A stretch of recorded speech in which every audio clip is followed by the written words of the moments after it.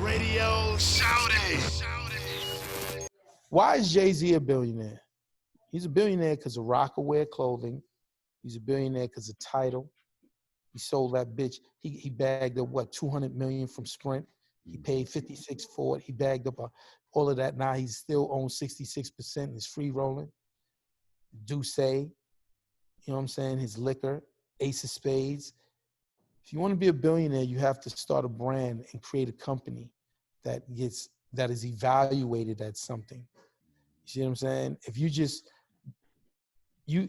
Drake is by far the most successful rapper, but they don't talk about Drake as a billionaire. Drizzy probably got a couple hundred, you know what I'm saying? But he needs to do something out other than music to get to the Billy. Exactly.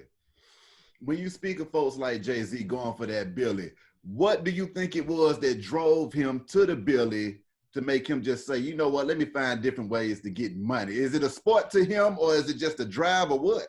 Jay-Z's a hustler, y'all. Jay-Z sold crack. You know what I'm saying? Like, that's the essence of who he is. The essence of who he is a hustler, a go-getter, one who gets to the money at the highest level. So as a hustler, he says this in his rhymes. He says, you know, what did he say? He said, if you'd have asked me if I'd have sold jeans not in my right mind, not in this lifetime, nigga, but he said, but that's the difference between me. I opened the market up. So even though he didn't know, he's a hustler. How much can I get? What? That we can get that? I'm in.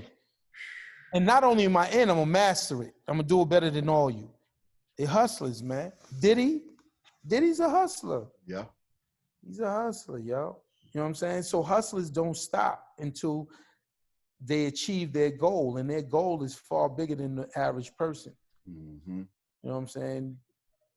Can you speak to the relationship between the streets, gangsters, music, and the feds all at the same time, man? Because I can only imagine, and then the money on top of it. Well, I always like to say, Beehive, is this.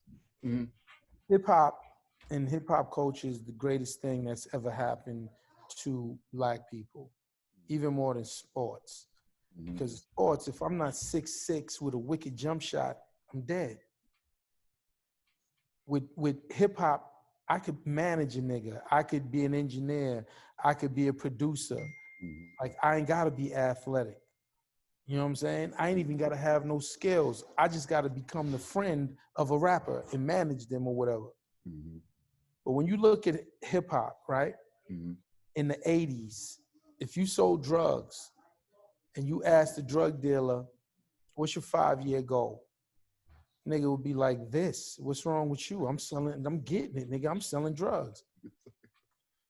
So what happened in the 90s, we had so many Eazy-E's and Death Row and fucking Cash Money, No Limit. And these guys came from the streets and was drug dealers, basically. Mm-hmm. But now they're worth $100 million because they built a successful company. So what happened in the mindset of a drug dealer is, ask that drug dealer the same question in the 90s.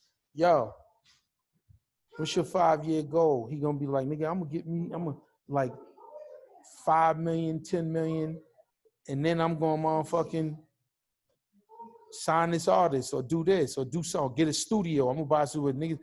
It's no longer does Black people want to just sell drugs. Mm-hmm. Or at least the smart ones. They're gonna dive into another business. They may start a tech company or fund some tech nigga. They're gonna do something to try and get out of that and become legitimate. Yeah. And I give hip hop culture 1,000,000% credit for showing our people that, and they could see examples of that. Mm-hmm. Yeah.